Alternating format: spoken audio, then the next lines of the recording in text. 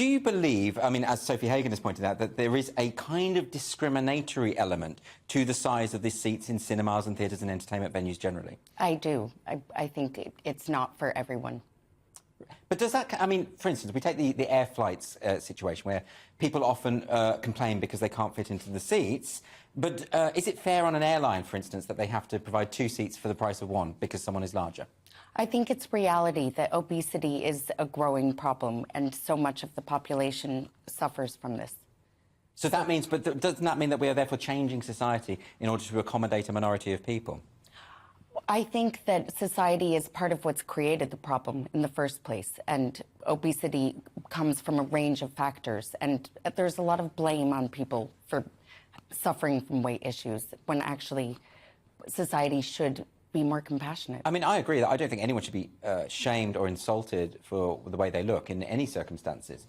But is it not the case that when it comes to something like obesity, that the solution should surely be, better services, education, provisions, so that people don't end up in this situation where they are unhealthy and therefore these problems arise? I think that is also possible, that people should be educated and given good nutritional advice, but the reality is that there's a huge problem. And well, isn't it also the problem that a lot of fat activists, and they call themselves fat activists, they say that there are no health issues surrounding obesity, and that actually all of this is just a construct from a cis-white patriarchal medical establishment.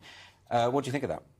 I don't actually have an opinion on that one. Okay. But I do think that people... But you accept that being overweight is unhealthy? It certainly can be. Yes. But I think that people live in shame and feel that they can't do ordinary activities, and it's unreasonable to expect people to lose weight before they can join in. What about the argument that if you accommodate people who are extremely obese, for instance, by providing much larger seats at every venue, then that in a sense provides a situation where there is no incentive for people to lose weight, because society has accommodated them to the point where they may as well remain as large as they want to be?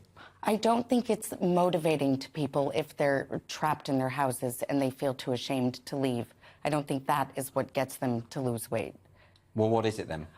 I think it varies person to person, but there has to be a kind of encouragement and integration. And what do you do in your job? So your job is you're a psychotherapist, but specifically around body image. So what is it that you do? Well, it's an issue that comes up all the time. And when you hear about people's stories for how they've become overweight, there are invariably reasons. And it can be a history of sexual abuse. It can be a response to trauma. It's not necessarily something people choose. Right.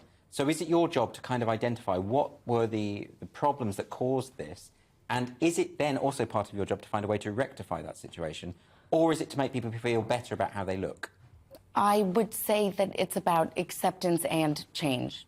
It's kind on of an individual paradoxical. level or on a societal level? Individually. I work with people individually, and people who come to therapy and are very overweight usually want to lose weight and struggle. Yes. But so your view on these cinemas and places like that, they should accommodate, they should change, they should... I think they should, because I think it's just excruciating for people if they go to the cinema and they can't fit into a seat and they don't have the information beforehand and they have to kind of make a scene. Yeah.